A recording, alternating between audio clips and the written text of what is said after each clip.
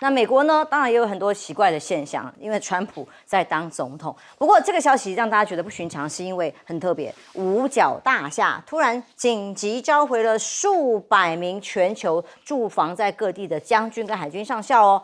那这是由国防部长赫格塞斯所发布的这样的紧急召集令，到底为什么在这么短的时间内要跟大家在同一个地方见面呢？引起了很多的讨论，是不是很不寻常？发生什么事？美军出现什么危机吗？还是为川普筹划再吃阅兵？这个想法是因为在川普看完了这个93大陆的阅兵之后，他觉得好像我们是不是要阅兵一次？有这样的说法，说因为呢，我看到我们上一次军容实在不是很壮大。那川普面对记者回应问这个问题的时候，他说：“难道我们跟将军处得很好也是一个大事吗？要记得，我们是促进和平的总统，跟将领处得很好是一件好事。你们把它搞得是像坏事一样，所以不是有发生什么大事啊？到底为什么？那很多的猜测嘛，哦，这个最近目前发生的新闻几件。”我们自己帮忙凑想一想是什么呢？拉斯维加斯51区附近发生的军用飞机事件，就是莫名其妙出现了一个无人管理在军用的无人机，本来是位在拉斯维加斯山谷的东北40英里的地方，突然有个奇怪的无人机，没有人指挥起飞就飞到了这里，那还没调查，还不知道是怎么回事，还在神秘事件调查当中，还有枪手居然向51区所在的秘密空军基地来开火，而且他开枪射哪里啊？是大门呢，去正门开枪，造成了当地的起降临时关闭出口，后来临时以其他的出口。那当然，这个枪手会马上被抓到了，说奇怪，行为很反常，这个都很反常，到底怎么回事？或者是像这样，俄罗斯有4架军机由美方公布的，是北美的防空司令部声明的，他们说24号啊，发现俄罗斯有2架图95、2架苏35进到了美国阿拉斯加附近的空域。不过呢，这个仍然是航空识别区，没有真的侵犯到领空。但是美方立刻派了各种的预警机上去辨别，然后剧组跟拦截，是这样吗？还有《金融时报》报道说，川普啊，对于现在所有的俄乌战争里面，乌克兰可以做的事情的这种乐观啊，其实是假象。他们分析为什么川普突然讲说，其实乌克兰还是很有机会可以打赢俄罗斯这种说法呢？其实欧洲官员被受访的时候问这个问题，他回答，其实川普啊，同样也提出要求欧盟要停止买俄罗斯的石油啊，还有对大陆还有印度加征关税啊。但这些措施从一开始他们就认为不切实际啊，你自己想干的事叫我们要一起来做，这就是甩锅游戏的开始。甚至认为呢，到时候乌克兰的战争战败或任何的问题，到时候要继续下去的话，那就要甩锅给欧洲了。美国非常清楚，欧洲根本无法承担这样的各种关税措施，或者是乌克兰接下来的战局。美国是不是无暇顾及解放军呢？在这个大陆的一个军事频道《兵器面面观》节目上，换上了新的画面，在片头看到的是这个是福建舰成功起降的画面。画面上看到的这个是包括了歼15在山东舰滑跃起飞啊，还有变成歼35在福建舰上面弹射的画面啊。都象征着中国大陆的军力正在迈向下个世纪吗？如果比较起来，福建舰要入列，对于美国的忧心跟可能竞争上面的这个压力大不大？大陆国防部就表示，大家期盼这个马上福建舰入列的那天不会太远，马上就要做到了。而整个作战半径覆盖到东南海这个区域的是中国大陆的利剑无人机。这个攻击型的利剑呢，2025 93阅兵亮相之后，接下来还被发现说这个机翼啊加装了折叠铰链，未来可能就可以直接在这个所谓的福建舰上面航空母舰起降坠落，起降啊，具备舰载作业的能力。以至于更让美方的军事单位跟研究人员很担心吗？而世界上被形容叫做无人潜舰最大的一台的秘密测试，是中国大陆方面正在测试的无人星潜舰呢。说这个大到什么程度呢？大概超过了40公尺。那跟美方目前已经有的叫做杀人鲸，大概查一查，大概是16公尺，比一比呢，因为还有宽度长度的关系，就让人家觉得好像美国的杀人鲸显得好像小孩子的沐浴玩具、洗澡要玩的玩具一样，比例差很多。那么，所以到底美国的军力跟美中的各种对抗，从军事角度来看，赖老师，赫格塞斯这个举动确实不寻常。因为美国的将领在海外的驻地，不管在日本、韩国甚至在这个印太司令还有就是在欧洲、中东地区，你看准将也就是大陆的大校准将以上的所有的将领，还有美国各基地的准将以上的将领，全部都要到这个海军陆战队的这个基地来开会。而且基本上来说，我们在过去在军队，像我以前在国防部，我们在服务的时候，如果说我们今天要召集各单位的主管到部里面来开会的话，通常我们都会告诉你这个会的目的是什么。也就是说，如果是要讨论建军的计划，或者要讨论重大的国防的改革案，或者要讨论什么，我们通常都会给这些军事的指挥官他们本身，也就是说这些将领，他们本身去研究一下因为他们要去思考，所以我们通常都会把一些议题，或者是把一些方案，我们基本上会用加密的方法会传给他们，然后让他们可以跟他们的僚属那么都是去研究一下，去探讨，然后想一想自己有什么样的想法，有什么样的建议，然后大家集中起来，议程通常都会很明白。可是你想想看，他们是没有告诉你为什么要回来开会，没有给你任何议题议案，就只告诉你下个礼拜2就到这个地方来一起开会，800个，所以你等于是在瞬间，准将以上的这些指挥官全部都被叫回美国，都离开原驻地哦。对，那你等于是你的原驻地在短时间内，它的作战能量一定是比较弱的。不管在日本、韩国夏威夷，甚至在菲律宾在中东、在欧洲所有的地区，你的这些军事将领，你如果说要再赶回去，基本上来讲，那你想想看，你坐飞机也要多少时间？而且你本身还有军机也没有多到我全部把你们都全部运送回去，所以我个人觉得这个部分里面真的是非同寻常。而当川普要故意淡化他的时候，我们就觉得这个事情更不寻常为什么？因为他说这没什么嘛，这没什么。然后如果需要的时候，我会亲自到。那这代表什么意思？什么叫做如果你需要？如果他们需要，我会亲自到。那这是不是说你赫格塞斯如果压不住阵脚的话，那我就来了？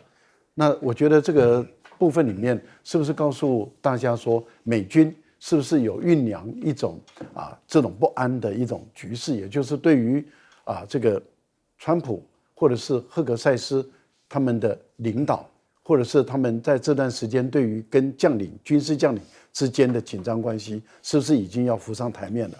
他要确定他的文人领军的这种权威要能够镇得住，所以我不告诉你为什么要来开会，我只告诉你给我回来，然后你执行命令还是不执行命令。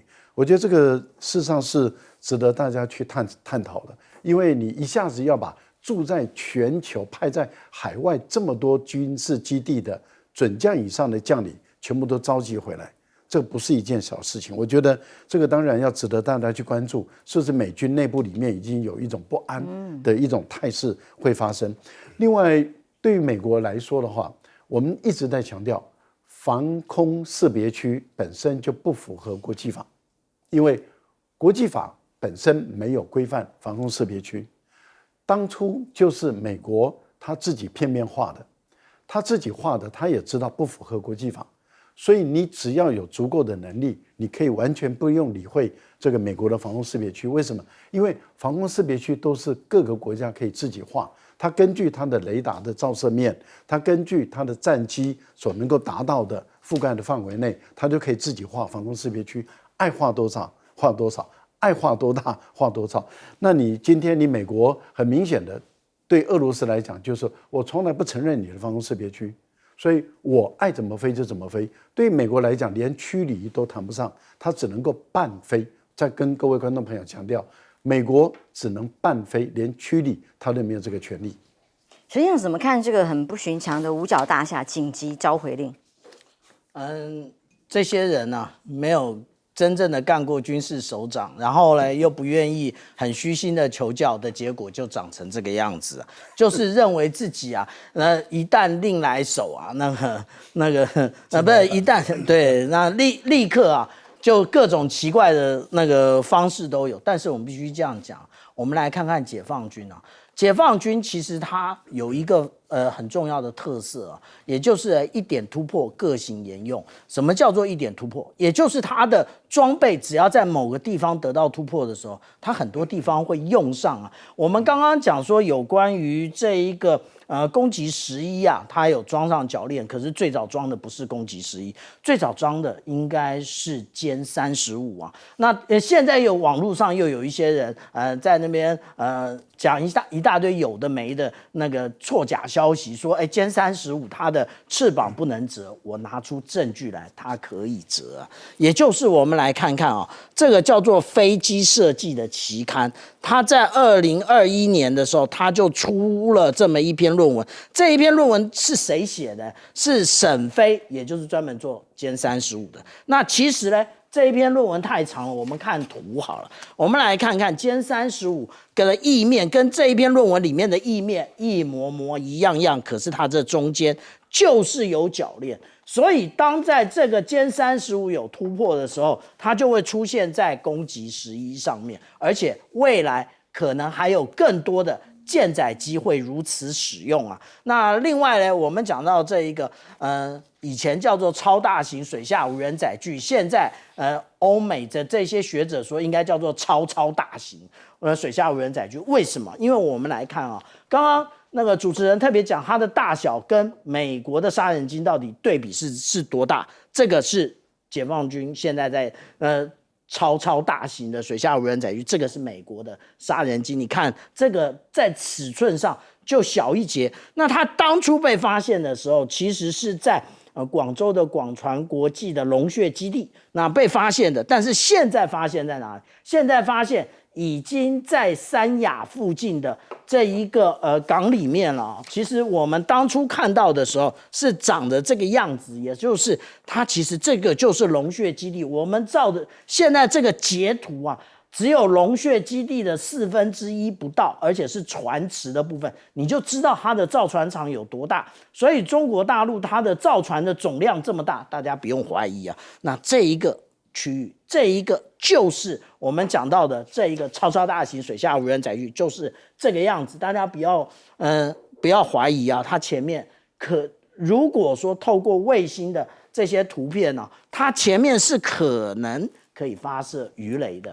那它到底要怎么样使用呢？因为我们这样讲啊，如果我们来看台湾海峡这边的水域的话，如果是红色的话20公尺水深，黄色的话40公尺水深，绿色的话70公尺水深。意思是什么？整个台湾海峡的水深大概最多就70公尺。你要让一般的潜舰在这边航行啊，实际上来讲它都有撞到沙坝的可能。所以我们为什么看到解放军的潜舰南来北往都是浮航，原因也就在此啊。如果它未来使用在台湾海峡使用这种超大型水下无人载具，我们现在做了那么多，说哎呀要致敬乌克兰的这一些那个无人艇，遇到这种可以发射鱼雷的超大型水下无人载具，根本我们现在就是一场空。董哥，川普说他自己是和平的总统，那所以不管是要欧洲继续去支持乌克兰打仗，还是各种做法，你怎么看？和平总统表示说，我心里很想要有和平奖，其实是这样的。所以3天前他在联合国的演讲，他说我上任1月20上任到现在，已经阻止了7场战争了。大家听了是，反正他们这些人因为外行怕人家搞不懂嘛，就像我们过去在报社。报社可能升了一个编辑来当总编辑，但是大家都很清楚，新闻界最大的主体就是记者，记者在前面冲锋陷阵，有各种那个，对不对？那就是这样嘛，就像军队一样，你要有作战过的将军，大家才会看重嘛。你如果是幕僚出身的，最后升到上将，大家看不起你，就会这样。那我们今天上任了以后，好像很多人都看不起我们。统统找回来，总编辑召集各地特派员、组长以上，统统回来开会。搞不好没什么特别，只想没什么事情讲话，精神讲话。威风。我是老大，对不对？我有怎么样的抱负跟理想，怎么样啊？大家听了都在窃笑。你懂个什么媒体啊？你知道什么叫采访吗？对不对？就是这样。我跟你讲，美国的国防部长跟川普就在干这个，那他把这些将官700-800个都找过来，要干嘛？你们都是星星嘛，我是月亮啊，众星要来拱月。我告诉你就这样，你知道国防部长刚上任的时候干了一件事情，他1月20上任，那时候就被人家就踢爆，因为他原来是胡适电视台的主播嘛，就说人家就给他踢爆说你这家伙你以前涉及了一个性侵案，你还好意思上任？那时候媒体报道浮华世界啊，大家都拼命报道，他很不爽。他上任以后1月20上任，2月他就把大家知道美国军职最高的是什么？参谋总长联席会议主席，他就把他干掉了布朗上将就被干掉了，然后下来开除了5个海军上将。就是哇，我很有权威啊！因为你们这些人心里瞧不起我、藐视我，那我就用这个方式啊。然后他要求军方我要再砍将官20%，每天就喊出用这种职位，我的人事权来恐吓这些人。所以金钟对他其实是超级不爽。你一个外行，你就是靠这样在作威作福嘛，狐假虎威嘛。我觉得他就是一个这种情况。那为什么要趁机有这个举动呢？我告诉你，因为中国大陆的9·3这个经验，让他们意识到，两方的战力好像不是我们想的这样哦。中国大陆这一次让大家觉得可怕，就是说，他现在的战争形态，他已经把它演化到用 AI， 很多东西是无人的。那这个无人的，跟你美国的传统那种作战方式已经不一样了。那这些显现出来的武器，它的太阳就是这样。所以我觉得他们心里有一些底害怕了。那这个当然了。战争的形态、武器的方式，大家越来越改变。当然你要多去了解。可是我真的可以充分理解赫塞斯他的想法，真的就是这样。你们不把我当回事，通通叫回来，我才是老大，就是那种心态啊。训话而已，我们想多了嘛。但川普想的可是很多啊。新措施对于关税又有新做法，他又新宣布的这个做法是什么呢？包括了进口橱柜特定种类家具是苛征50%的关税开始了。那最严重的当然是药品100%的关税，即将进口美国就要被苛征，还有什么进口重型卡车等等25%各种类型。总之10月直接生效。所有进口到美国的各种关税，只要是这些类别，当时大家最担心的这个药品，果然来了，要科100%的关税。新关税再起，232大调查再增加了3项哦。这个3项是什么呢？有机器人、工业机械、医疗器材，被视为说是美国为了进行新一轮关税的预备动作，矛头指向中国大陆吗？中国大陆跟美国不是正在几轮谈判里面？还准备要 APEC 见面啊，要互访等等，在这样子的一个善意底下吗？他堆叠里继续再开几刀，还要再针对吗？那其中川普呢打算，他说：“哎呀，在美国农业贸易中所受的伤害，像大豆啊这些农民啊，大陆不采购的啦。”川普说要拿关税的收入来救助农场主啊，我们会把钱赚来的钱发给农民。很难想象农民心里不知道作何感想，要怎么发多少，让这些豆子或者是农产品该怎么办？那各种的讯息里头，其实在大陆的部分，现在反而倒过来看到蛮多，也是正面跟负面，刀子、红萝卜跟棍子同时的这样的现象。例如采购波音跟美国大豆有可能吗？大陆商务部说，最大的障碍还是在单边美国的限制措施哦。记者会上被问到说，尤其是大豆，那美国现在很在乎说你大豆能不能买啊？这是美国农业州川普的在乎啊。那到底会不会有可能恢复采购呢？他回应，美方应采取积极的行动，取消相关不合理的关税，为扩大双边贸易来创造条件。但同时呢，我们也看到中美贸易战以来的第一架交机是波音777。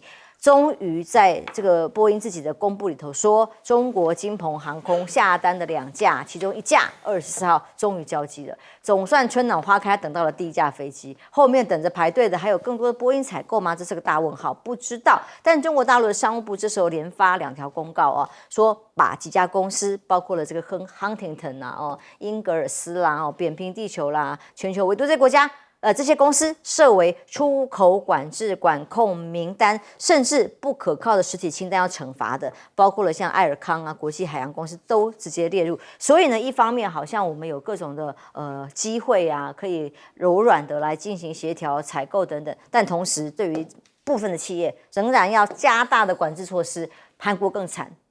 真的，我觉得李在明是一个其中悲催的角色了，因为原本大家都以为韩国是不是跟川普谈得很好，有批得很好，结果呢，现在所有的报道都指向了说，现在双方的贸易协议岌岌可危。由于呢，这个李在明说美方要求的条件他办不到，会让他被弹劾，让韩国经济垮掉，所以现在直接已经。韩国首尔部分的官员抱怨，白宫变来变去，谈判要谈崩了吗？因为现在直接美方要求。比照日本啊，本来3500亿是吗？现在要加码到5500亿美元，然后要南韩签一份接近日本模式，而且要现金，不要贷款，他要 cash， 他要钱。那卢克尼特做出这样的最后通牒，到底会怎么办？在南韩国内，当然从上是收劳工等等的，也让他们全部民情激愤。他说，南韩不是日本，他甚至喊话贝森特哦，在纽约这个联合国大会的场边哦，美国的财政部长贝森特会谈里强调，南韩跟日本两国的基本外汇市场的结构就是不一样的，希望美方充分考量，他没有办法配合像日本这样的标准。还有一个观察的指标，川普在纽约啊接见的是15国的首脑，一个晚宴里呢众星云集啊，大家都好像抢着要跟他拍照一样，这样他的威风跟风光嘛。结果这里头没有谁，没有李在明，直接缺席啊，他就跟企业界座谈去了。赖老师看到了川普各种新措施，李在明的处境。川普的措施其实就是恢复保护主义了啊，也就是说，他对于自由贸易，他已经是完全不信任，他完全抛弃了。但是这个是经济理论中到底是自由贸易对各个国家的经济发展繁荣比较有帮助，还是保护主义比较有帮助？在过去人类的历史经验告诉我们说，自由贸易互通有无会让大家的生活过得更好，共好嘛？对，共好。但是你走保护主义的话，因为你走保护主义，别人也会对你走保护主义。那如果越来越多的国家相互之间都在走保护主义的时候，那大家的经济就会越来越不好。这是在过去人类的足迹中发生的事情嘛，所以才会有自由贸易成为经济学重要的理论之一。那现在美国在领导下要走向保护主义，其实我们会担心的就是它影响越来越深。例如说，像墨西哥现在也对中国大陆要课50%的关税，像加拿大也对大陆要课在电动汽车课100%的关税，钢铝课25%的关税。现在连欧盟都认为钢铁它被中国大陆打败了，所以它也要对中国大陆课50%的关税。那这一些会慢慢的又走向保护主义的国家，那对大陆来讲，它一定会对于你对我保护主义，我也对你课报复的关税嘛。那这个也就是形成了中国大陆跟这些国家也开始就打这个关税战了。但是大陆本身坚持的就是自由贸易，所以大陆对整个非洲大陆、对亚洲、对整个中美洲、南美洲，它还是在走是自由贸易。所以中国大陆成为自由贸易的领头羊，美国成为保护主义的领头羊。那现在是两个领头羊，看谁最后是谁胜利。目前来讲，我们推断大陆是一定胜利的，因为美国的保护主义到最后会逼得每一个国家也站起来跟他实施保护主义。那这样的话，对美国的企业最终有伤啊。那另外一个部分里面就是提到大豆的问题了。过去美国还是有跟中国大陆还是有跟美国买大豆，但是美国采用的是关税补贴的方法来解决它的竞争力，因为美国在跟大陆打贸易战嘛。或是大陆在跟美国打贸易战，所以彼此的关税都高的情境下，本来美国的大豆是不容易卖到中国的。结果从川普的第一任到拜登到川普的第二任，他们采用的是补贴你关税，我帮你付关税，付中国的关税。那这样的情形让美国的大豆农还维持有竞争力。但今年中国大陆的做法完全改变了，不买，一船都不买。那现在等于是美国的大豆农一下子127亿美元赚不到了。现在的情况考验美国的政府，美国政府如果你全买单了，就是这127亿美元，你用克莱的关税去支付给农民，我们要问的是农民谷物要不要给你？那也就变成美国政府买了美国农民的谷物，但是你要堆在哪里？而且会不会造成谷贱伤农，造成全面性的大豆价格往下掉？所以我个人觉得这个川普没有路走了。休息一下，马上回来。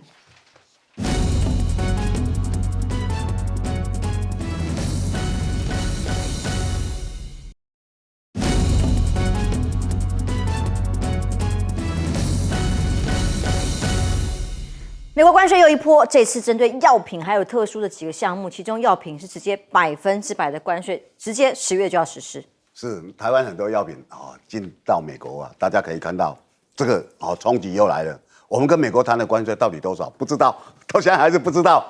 大家可以看到了，都觉得像刚刚大家在讨论，韩国至少好歹还知道它是15嘛，然后他要投资3500亿吧，我们什么都不知道。可是一项一项的来了。这2天最大的消息不是暨大吗？暨大就是捷安特啊，美国叫你来投资你不来，好，我现在开始卡你。那公司整体光他一个措施，你损失就4%到5%啊，他就用这样卡你啊。那这个当然也是他在谈台湾跟美国关税的一部分那当然美国把这些东西放进来的时候，机心非常歹毒啊。你跟他越亲近，你越倒霉大家看韩国对他不是推心置腹吗？结果韩国说3500亿，我们没办法接受，我会被弹劾。不是美国现在说是5000亿啊，那你那时候跟人家谈判3500亿，什么叫变5000亿？美国的意思是怎么样？我给你3500万，你都不接受，就好像一个很刁的一个，你要去买个房子，简直这房子我很喜欢啊，1000万，1000万再杀个价，1200万，要不要买？哎，不要，这1200万，1500万，你不买我不卖给你。你现在碰到的就是这样，你知道吗？我告诉你，美国现在你跟他越亲近了越倒霉。那现在谁跟他越不亲近？中国大陆俄国人，你看飞机都开到他，对不对？开到他的，他拿他没辙，真的没辙啊！中国大陆你要那个我稀土就来抵制你，我就不买你的大豆，美国就害怕了。告诉你，川普就是 check out， 对不对 ？check out， 他就是这样啊，他每天就是作威作福，高兴。所有的将领、各地的指挥官全部调回美国，让我看一看。我不认识你们，我来看一看，我才是3军统帅，我统治世界。他在表现这个，你知道吗？所以你今天碰到的，你跟他越亲近，你越倒霉。跟美国做朋友，那你被他吃干抹净啊，还不如做敌人好。川普银学刚刚看一个最新消息说，他是要求南韩所谓的3500亿美元是要用预付的，我就是房子还没有买，我要把全部的尾款3500亿全部付现金先付了，他才能接受。休息一下，马上回来。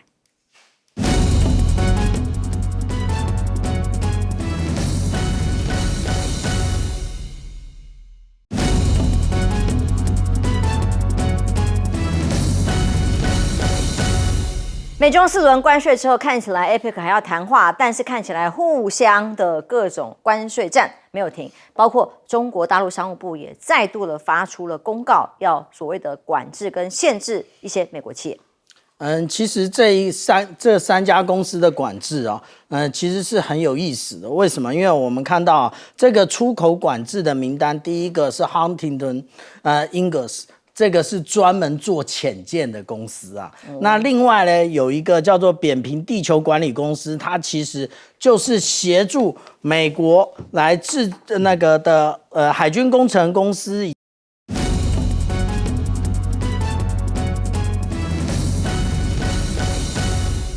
观众平安，欢迎收看 TBS 新闻大白话，我是王浅秋。首先介绍这一节加入我们讨论国际国内大白话的来宾，第一位是资深媒体人董志森，董哥。大家好。国际政治专家赖岳谦老师。主持人好，观众朋友大家好。前海军舰长吕礼诗小舰长。主持人好，各位观众大家好。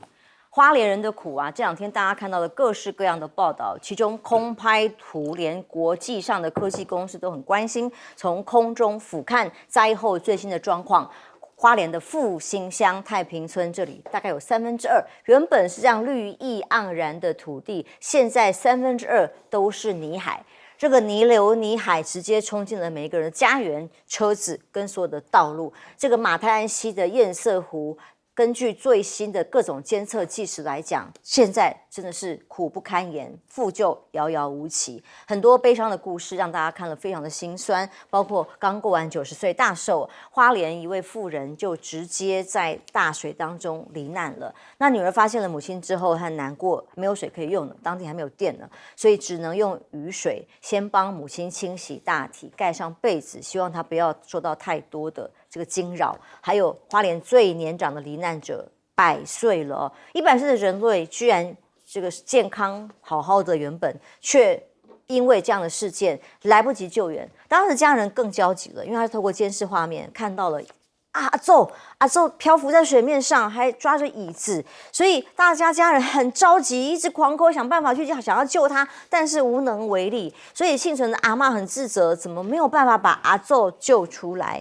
还有，甚至花莲这个阿嬷被媒体的画面拍到说，她独自一个人，70岁了，在想办法清家园，满屋子都是烂泥。为什么她只穿一只鞋子呢？一只脚是穿着这个雨鞋呢？那原来是因为她太多天了，3天泡在烂泥的里面呢，可能有伤口，已经开始发炎，其实这很危险的。万一还有这个蜂窝性组织炎，真的要去看医生。现在很多的物资都太贫乏了，他一边这样工作呢，就是因为他连脚上的伤口都来不及处理。他说很希望拜托大家来帮忙他清理家园。而在这个悲苦的情绪里头，看到我们的总统到现场去，笑容满面。所以大家说，网友现在形容词叫做莱尔校长，笑得这么的开心。而所谓的青鸟女神徐碧啊，在大罢免时代不停的在攻击的这位所谓的女神啊，底下居然还留言，可能堰塞湖神需要献祭吧，就跟总统去跟灾民讲这个什么你脸怎么黑黑的啦，你这个大家的先生怎么身体都不好啊，这种话就是同一个逻辑。翠上的青鸟说：“抱歉，我对花莲的灾难无感。毕竟你们在大罢免的时候做了最坚定的选择，请像个大人对自己的选择负责。那或者像486这种叫人家不要去捐款，这是台湾最美的风景吗？”赖总统去看灾，到处走到哪？上一段我们看到连在介绍大家跟大家打招呼的时候，还要介绍上还有我们沈伯洋。随时走到哪都带着他。那沈伯洋说：“我大力的去援助花莲的灾民哦，灾民做什么呢？他说协助向国军协调沐浴车，迅速建立野战移动室，让灾民可以清洁沐浴。那这种做的事情就是党部目前努力在做的事情。”很多网友在上面问。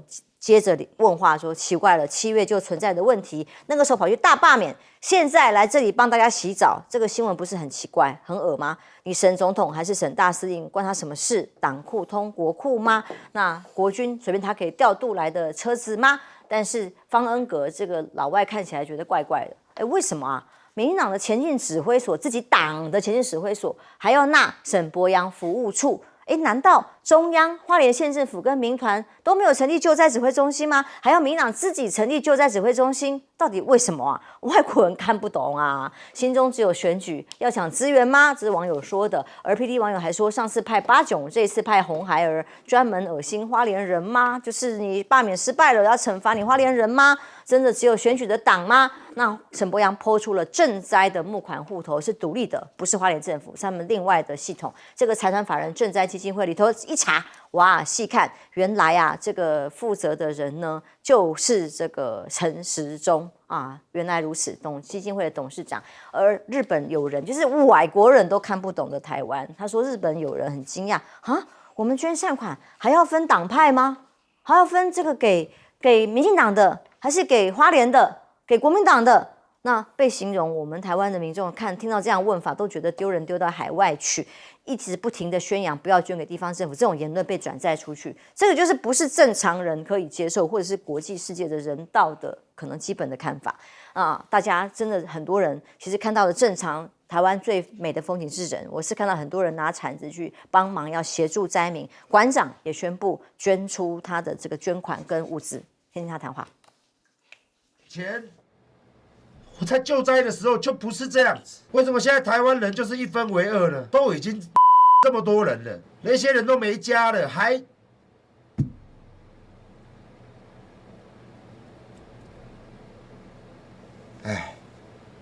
希望大家都会挺过我们这一次的灾难。连馆长讲着讲着都会想要落下男儿泪，但我们总统去现场很开心啊，笑容满面。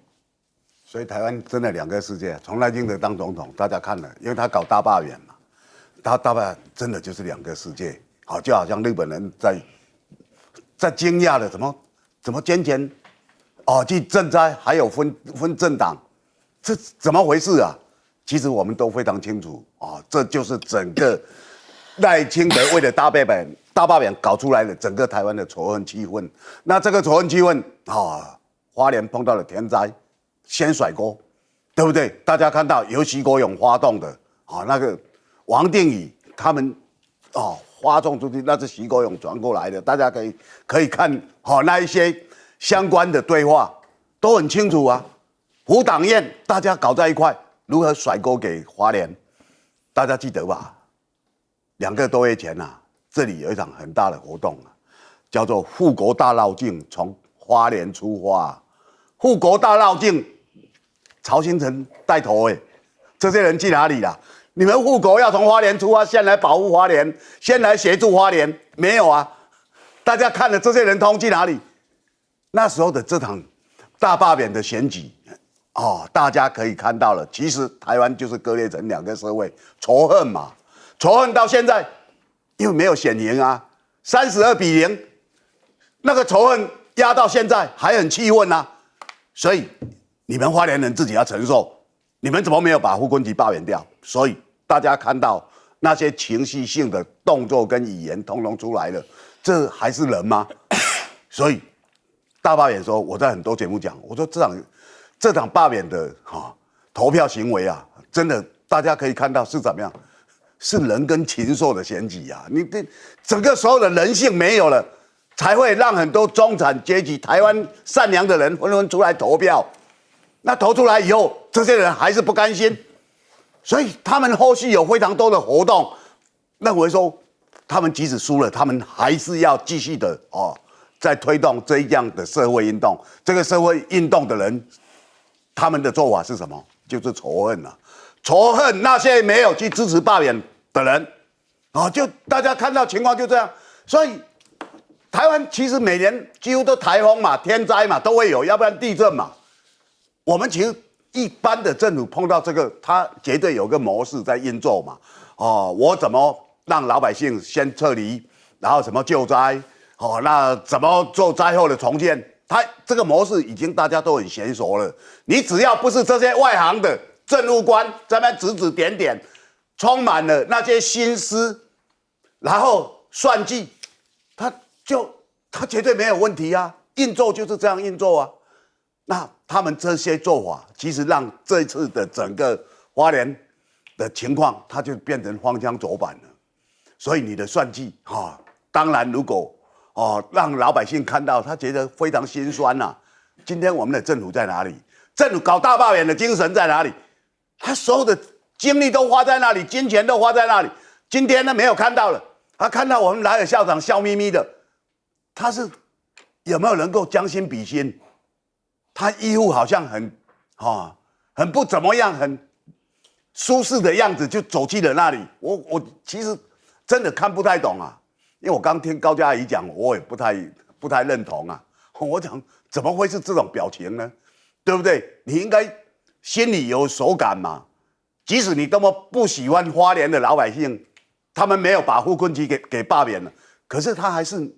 你的人民啊，有时候看这些东西看得真是心如刀割，因为你可以看到了台湾的执政的这个团队，他是如何的没有人性，他们的手法跟做法，还有他们的侧翼，那种凉薄，那种让大家觉得匪夷所思，他们就是通通都做出来了。各位朋友，大罢免的时候，你的投票没有错，你拒绝了那些没有人性的人，那我们其实现在又。看得更清楚，原来我们台湾社会真的被赖清德割裂成2个世界，这2个世界，一个是人的世界，一个是禽兽的世界。真是两个世界啊！因为我看到很多画面，我是很感动，热泪盈眶。看到年轻人拿着铲子去帮忙，卖海产的老板说：“拍谁要看我洗干帮忙，我把冷冻车开来，因为我觉得这个车可以摆1个礼拜、2个礼拜啊，甚至1个月，让你们可以冷冻食品，否则家那里没有电。”食品没办法保存，大家用自己可能仅有的力气，不管是捐款或各种送物资。可是这些民进党的侧翼们是在说不要捐钱呐，然后或者是捐给我们自己就好啊，然后只炫耀自己的能力。民进党做了多少事，分开来宣传，这是两个世界啊。有人性、有良心、有爱心的广大的台湾人，不会理会这些偏狭的、这些没有人性的、这些民进党的侧翼。不会理会他们的说法，我们只会唾弃、瞧不起这些人的一个说法。我们看到台湾还好，有这么一群很坚定、很善良的这些年轻人，他们已经远离了民进党。我们看到当初有一批人从民进党离家出走，他们有更多的人，他们一直跟民进党保持很远的距离。这群人是我们台湾很可珍贵的财富。也是支撑我们台湾到今天还能走下去。即使那一些青鸟、那些民进党的侧翼、那些人，他们在制造仇恨，在创造仇恨，在政治挂帅，但是问题就在他不代表我们台湾人，他们越来越孤立，他们越来越少数。我觉得目前来讲，这个整个台湾的大势越来越好，因为越来越多的年轻人，越来越多的大学生，他们看透了、看清楚了这些青鸟。这些民进党侧翼他们的嘴脸都看清楚了，因为看到说他们一心一意只为了选举，他们一心一意只为了权力，因为他们知道选赢了就有权力，有权力他们就可以为所欲为，就可以胡作非为，他们就可以在台湾继续创造仇恨，他们可以在两岸之间去制造暴力、紧张、冲突，可能爆发战争，他们从中间来渔翁得利，他们把他们的小孩、孙子都送到海外去，然后他们必要的时候就紧急的就跑到海外去，带大把的钱、大把的银子、大把的金子往海外跑，然后他们在台湾就是在玩弄政治。但是我觉得越来越多人看透他们了，所以你看这么多的年轻人，几百万的年轻人离开民进党。他们到了民众党去，他们有的回到国民党去，至少有更多人他保持中立了，他不再碰，他保持中立，但是他不去碰民进党了。这代表什么？我觉得这代表台湾未来的希望。所以明年的选举，我们要更彻底的下架民进党。再过3年后的选举，要让民进党完全失去权力。这样的话，我们台湾可以回归善良，可以回归我们的未来。为什么？各位想想，李登辉执政的10年，陈水扁8年就18年，蔡英文8年这样子就已经是26年了，赖清德也1年多了，27年多了。他们把蒋经国创造出来的财富，在台湾已经消耗的差不多了。蒋经国创造出来的财富，它的最珍贵的地方是在哪里？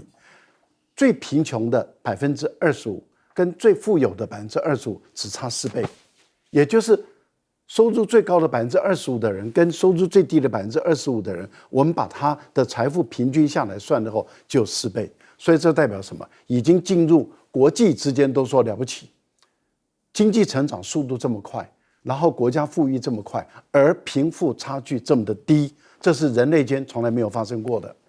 那我们今天看到了台湾现在的贫富差距那么的大，有钱的人有钱到不行，没钱的人没钱到不行，底层的人生活的苦不堪言，年轻人没有未来，年轻人他根本都不知道他在台北买不到房子，他在很多的城市买不到房子，他干了一生他也买不到一栋房子，他干脆赚多少钱花光它，因为他没有未来。为什么？因为贫富差距太大了。为什么贫富差距太大？民进党执政的这20几年，把台湾搞得真的是贫富差距一塌糊涂，搞得仇恨政治挂帅。我觉得今天我们更因为花莲的这个悲剧，我们看到民进党上上下下的这些嘴脸，去灾区可以露出开心的笑容，我们实在是觉得太违和了。光问到花莲灾民的话，连今天晚上要住哪里，中午要吃什么，可能都不知道。可是我们刚刚每个画面在影片中的时候，每一个笑容，那个是总统从头到尾都是笑得很开心的，这个让大家觉得是违和。他讲的那些话会让大家觉得奇怪了，不是说都是花莲人吗？为什么就是有很大的差异？我一直觉得有一件事情很奇怪啊，也就是从7月台南的丹纳斯台风之后，赖清德总统不断的提部队，然后不能进入户内救灾。你说搬垃圾，那当然是或有疑义啊。但是呢，实际上来讲，现在是在救灾啊。我们来看一看啊，这个在9年前，国防部他的一个新闻稿是怎么讲的？叫做不待命令，主动救援。那个时候是这个样子啊。我们看一看民国105年7月7号，他的新闻稿是这样。现在变得好像都要赖清德同意特许对才能够进去，是因为花莲吗？那也不是，因为当初的台南也是如此。那到底是什么法令呢？其实我不清楚啊。那我特别去查了有关于国防法的部分啊。国防法其实它的第2条、第3条讲的非常清楚啊，叫做中华民国之国防以发挥整体国力，建立国防武力，协助灾害防救啊。明明写的这么清楚，为什么不断的好像要你恩准一样啊？那以前民进党真的都是如此吗？不是。为什么？我们来看啊，之前台北重创的这一个纳莉台风啊，我们看到这一位，这个是从这一个总统府网站下载的，这一位陈水扁总统，他当时他就是直接的前往灾区，我们看到的全部都是军人啊。为什么？因为军人有资源嘛，而且那个孔武有力，可以帮忙救灾嘛，不是吗？结果你不愿意，我都不知道为什么不愿意。那我再讲一个民进党你最不爱听的，也就是我们看到这个在7月的时候，在贵州榕江同样也发生了这种泥流啊。我们看看人家的武警啊，是立刻投入。你看看这么多的垃圾，全部我们看到马路上的，全部通通都是军人，不管他是民兵，他是武警，或者是解放军，通通都是。6月24日发生，然后水一退，7月5日，解放军就撤出了。为什么？因为打扫得干干净净啊。所以我们这样讲啊，我们看一看别人，想一想我们自己啊。那也就是说，我们有这么多的以前。其实国军就办得到。当年纳莉风灾的时候，我在当舰长啊。那个时候要求我们船上除了必要的抽水机之外，其他的抽水机通通都要送到台北市去。其实那一种抽水机抽这种污水很容易故障的，可是我们的长官那个时候怎么说？不要紧，坏了绝对不算在你船上的，立刻回来，我们各个造船厂帮你修好。那个就是军人的底气啊。现在为什么军人都不讲话了呢？该你出动不待命令的时候，为什么不做呢？我们所有的人民都是国军真正的支柱，可是需要国军的时候，国军拿出你的魄力，不要再管那一些有的没的那个知识一分的政治。总统要特许军人才能够去救灾，这个是台湾奇怪的新现象。